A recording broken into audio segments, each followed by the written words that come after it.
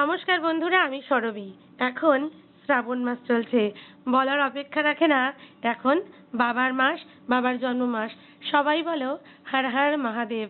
আমরা আজকে যাচ্ছি 300 বছরের পুরনো ভূতনাথ মন্দিরে, যেটি আহিরিটলায়। তোমরা এটা মেট্রো করেও আসতে পারো, চক্র রেলেও আসতে পারো, কিংবা তোমরা লঞ্চ সফরেও যেতে পারো। আমরা যাচ্ছি হাওড়া থেকে ফেরিঘাটে লঞ্চ সফরে।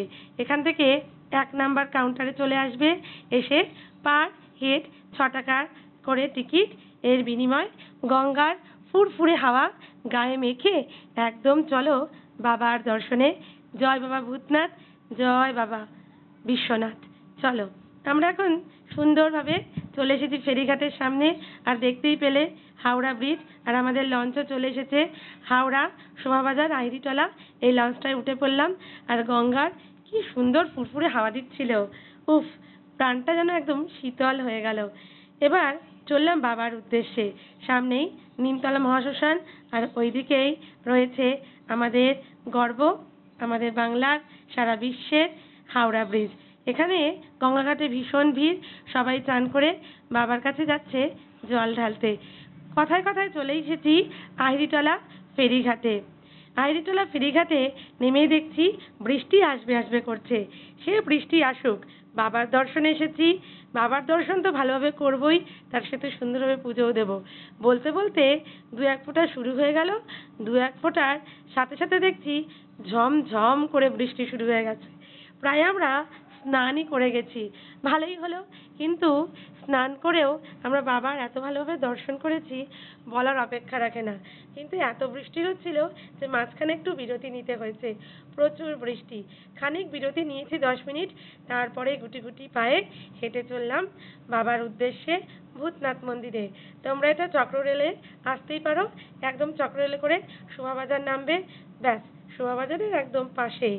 আর তোমরা মেট্রো করে আসলেও শোভাবাজার নেমে অটো করে চলে আসতে পারো। আর হাওড়া থেকে ফেরিঘাটে গঙ্গা পেরোলেই তো ভূতনাথ মন্দির, 300 বছরের মন্দির। আর কত ছোট বাচ্চাদের নিয়েও সবাই এসেছে। আর আমরা এত ভালো দর্শন করেছি, তোমাদেরকেও দেখাবো। এই ভাইয়ের দোকানে চলে এসেছি ডালা নিতে।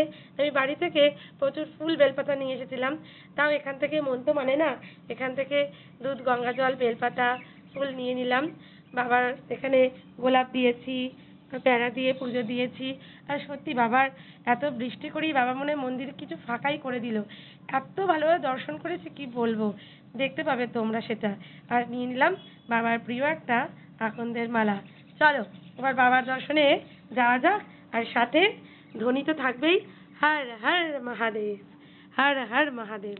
চলো এবার আমরা নিয়ে নিলাম ডালা, আর তার সাথে দুধ, গঙ্গা জল নিয়ে একদম সরাসরি মন্দিরের ভেতরে ঢুকে গেছি। চলো তোমাদেরকে দেখাই, সবাই শুধু দেখতে থাকো। এখানে তো বেশি কিছু বলার নেই। তোমাদের মনস্কামনা বাবাকে জানাও, বাবা তোমাদের সমস্ত মনস্কামনা পূর্ণ করবে। 300 বছরের পুরনো মন্দির, আর এখানে চিতার ছাই দিয়ে বাবার ভস্ম আরতি করা হয়। খুব সুন্দর, কি বলবো, দারুণ। এটা ছোট্ট শিবলিঙ্গ দেখতেই পাচ্ছ, কিন্তু খুবই জাগ্রত। সবাই বলো ভূতনাথ বাবার জয়। চলো আজকের মতো এটুকুই।